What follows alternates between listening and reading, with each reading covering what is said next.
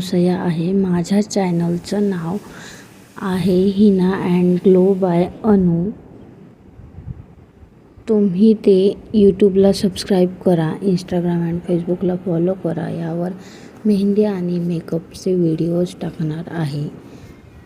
सुंदर सुंदर eye makeup कसे करायचे याचे ट्युटोरियल टाकणार आहे. आज मी सुंदर असा एक आय मेकअप केला आहे. तो कसा केला चला सांगते. जर तुम्हाला जाणून घ्यायचा असेल तर हा व्हिडिओ पूर्ण बघा. यातून तुम्हाला कसा मेकअप करायचा आय मेकअप हे समजेल. सर्वात पहिले मी आय मेकअपचं पॅलेट क्लीन केलं स्वच्छ आणि मग नंतर त्याच्यावर आयब्रोज ड्रॉ केले.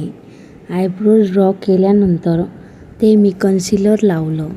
पूर्ण आय पॅलेटवर कन्सिलर लावून घेतलं. कन्सिलर एकदम व्यवस्थित लावलं आणि ते व्यवस्थित एकदम ब्लेंड केलं. खूप कन्सिलर लावलं नाही, एकदम मिनिमल कन्सिलर मी लावलं. आणि मग त्यानंतर ते पावडरने टॅप टॅप करून लॉक केलं. मग एक व्यवस्थित बेस तयार झाला.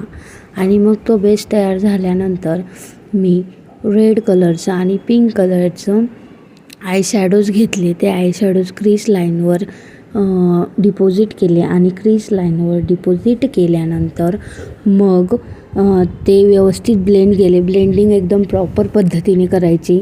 एजेस दिसायला नको किंवा रेषा वेगवेगळे शेड्स आहे असं नको दिसायला. एकदम व्यवस्थित ब्लेंड करायचं.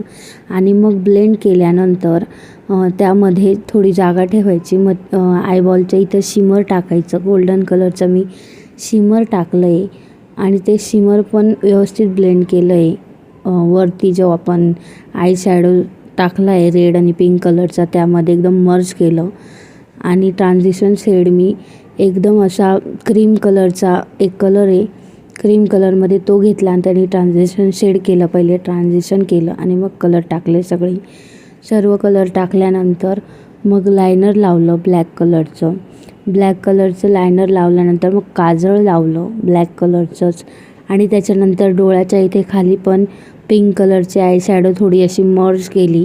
आणि थोडी मर्ज केल्यानंतर मग त्याच्यात अजून डोळ्याच्या इथे इनर कॉर्नरला इनर जे कॉर्नर आहे ना त्याला मग मी थोडंसं असं हे हायलायटर लावलं. हायलायटर लावल्यानंतर ब्रो बोनच्या इथं पण हायलायटर लावलं. आणि मग डमीला एक टिकली लावून हा लूक पूर्णपणे कंप्लीट केला. आता हा लूक कसा केला ते तुम्ही व्यवस्थित बघा, त्याच्यामुळे तुम्हाला शिकता येईल. आणि आवडला असेल तर माझ्या चॅनलला लाईक, फॉलो, सबस्क्राईब करा. आणि कसा वाटला तो लूक कसा वाटला हे कमेंटमध्ये नक्की सांगा.